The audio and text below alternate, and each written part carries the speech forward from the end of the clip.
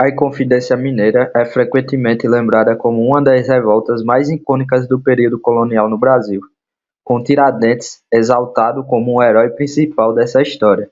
Mas será que essa visão é realmente precisa? Tiradentes foi mesmo um herói que nos ensinaram a acreditar?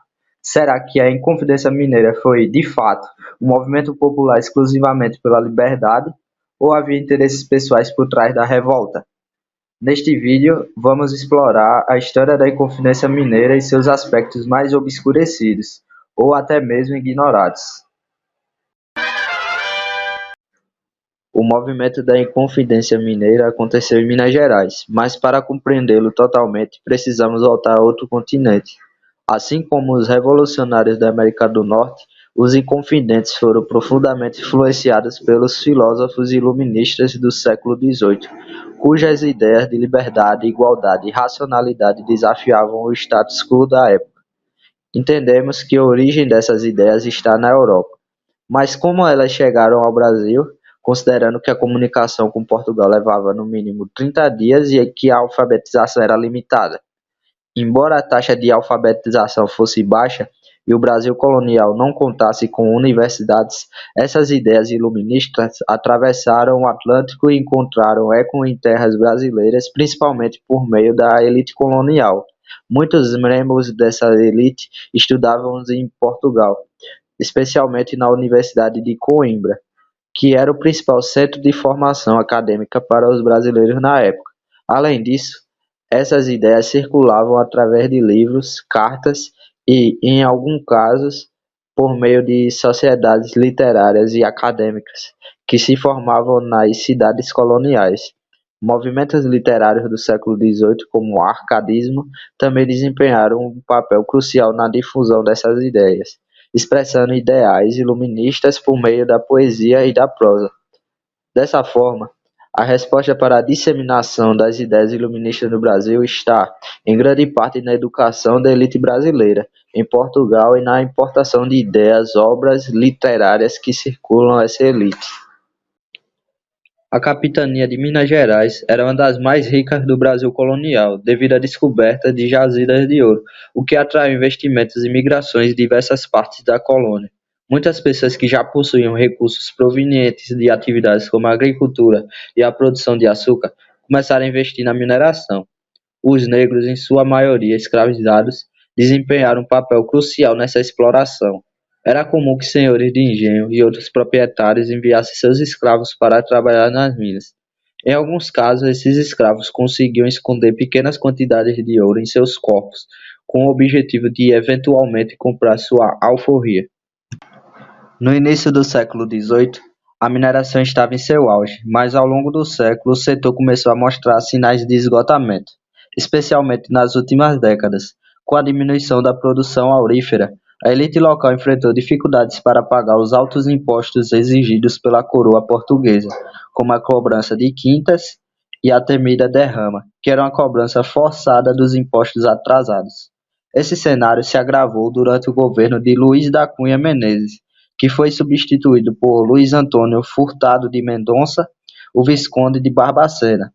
A administração de Barbacena se iniciou com a expectativa de realizar a derrama, o que gerou enorme descontentamento entre a população mineira, especialmente entre a elite, que já enfrentava dificuldades econômicas.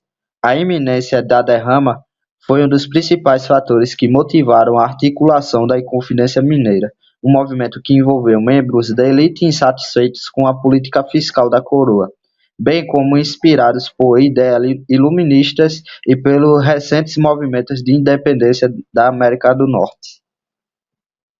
Apesar das dificuldades econômicas no final do século XVIII, esse foi também um período de desenvolvimento de estradas e outras melhorias na capitania de Minas Gerais, impulsionadas pela necessidade de escoar a produção de ouro e outros produtos.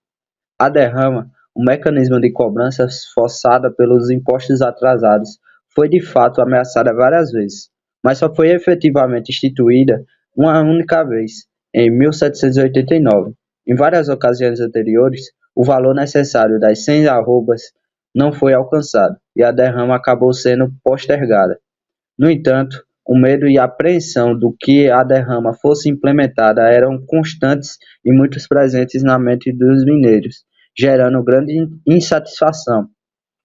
A população, especialmente a elite, estava profundamente satisfeita com essa situação, temendo as consequências financeiras e sociais da cobrança. Esse descontentamento, aliado às influências das ideias iluministas e ao exemplo de outras revoltas no exterior, contribuiu para o clima de tensão que culminou na Inconfidência Mineira. A Inconfidência Mineira começou em Vila Rica, atual Ouro Preto, com figuras como Cláudio Manuel da Costa, Tomás Antônio Gonzaga e Alvarenga Peixoto, e possivelmente contou com o apoio de esposas como Bárbara Eliodora. Inicialmente restrita a intelectuais e membros da elite, a conspiração se expandiu para outros setores da sociedade, incluindo o clero e militares. Tiradentes, um dos mais ativos idealistas, tornou-se figura central do movimento, sendo o único condenado à morte após a descoberta da conspiração, o que o consagrou como mártir. Tiradentes foi julgado e condenado à morte após a descoberta da Inconfidência Mineira.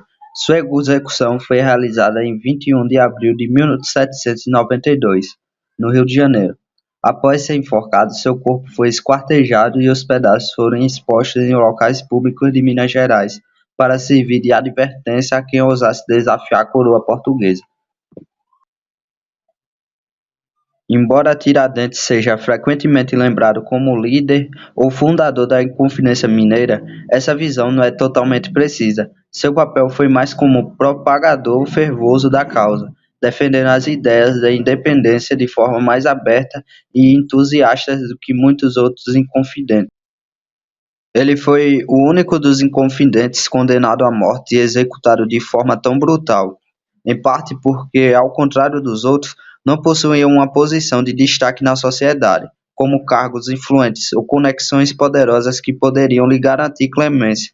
Outros envolvidos, que eram membros da elite ou do clero, receberam penas mais leves, como o degredo perpétuo para a África ou a prisão. A imagem de Tiradentes como herói nacional e símbolo da Inconfidência Mineira foi construída posteriormente, especialmente durante o período da República, proclamada em 1889. A República buscava garantir um símbolo que encarnasse os ideais de liberdade e independência, e Tiradentes foi escolhido como esse símbolo, sendo retratado como um mártir da causa republicana. Tiradentes, que de fato exerceu várias profissões, incluindo as de dentista, comerciante e alferes, tornou-se, após sua morte, um dos maiores ícones da luta pela independência no Brasil.